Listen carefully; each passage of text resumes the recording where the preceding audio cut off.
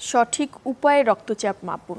আমরা তো হরহামেশাই রক্তচাপ মাপছি, যে কেউই মাপছে, অনেক সময় আমরা শিখিয়েও দিচ্ছি বাসার একজন মানুষকে যে আপনি প্রতিদিন প্রতি সপ্তাহে মেপে দেখবেন।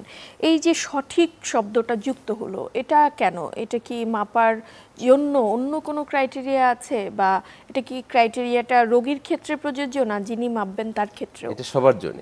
যেমন ধরুন, এটা কিন্তু কোনো ব্লাড টেস্টের মতো না যে আপনি ডায়াগনস্টিক সেন্টারে দিয়ে দিবেন, সেটা ক্যালকুলেট করে আসবে।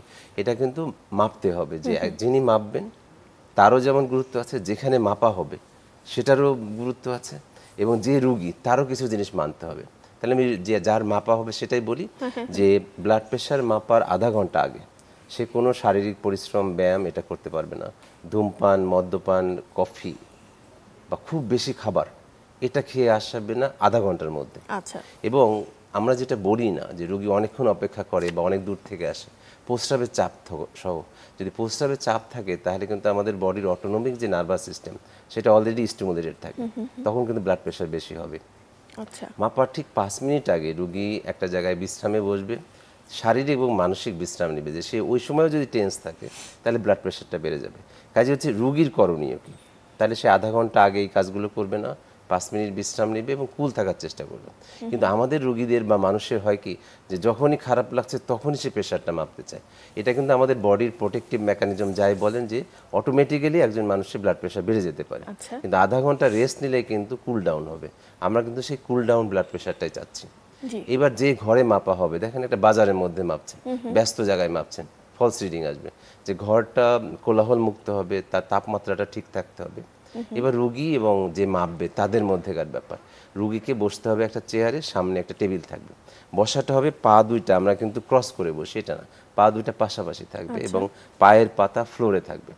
এবং আমাদের হাঁটু যে অংশটা বা তার উপরের উরু যে অংশটা, এটা চেয়ারের সঙ্গে ফিক্স থাকবে।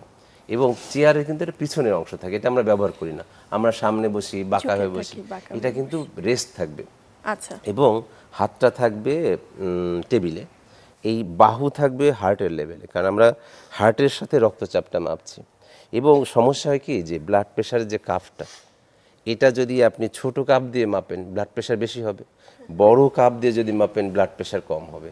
কাজেই 3টা সাইজের ব্লাড প্রেশার, বাচ্চাদের জন্য একরকম, স্বাভাবিক যাদের গড়ন তাদের একরকম, যারা মোটা তাদের গড়ন। কাজে এইটাও যদি না হয়, তাহলে কিন্তু ব্লাড প্রেশার মাপাটা ভ্যারি হচ্ছে। তারপরে যখন মাপা হবে, তখন দুইজনই, যে মাপবে এবং যার মাপা হবে, তারা কিন্তু গল্প করবে না, কথা বলবে না, একজন মোবাইল দেখবে না, তাহলেও কিন্তু পার্থক্য হতে পারে। এবার যিনি মাপবেন, তিনি যদি প্রথমবার রোগী হয়, তাহলে 2 হাতেই মাপবেন, কারণ 2 হাতের পার্থক্য আছে কিনা এটা দেখতে হবে। এবার প্রথমবার মাপার পরে যদি দেখে যে এটা 130-85 কম, তাহলে কিন্তু বেশি মাপতে হবে না। কিন্তু যদি 130-85 বেশি হয়, তাহলে তাকে 3টা মাপ নিতে হবে 1 মিনিট পর পর। প্রথম মাপটা ওই টেনশনের জন্য বেশি হবে, ওটা বাদ দিতে হবে।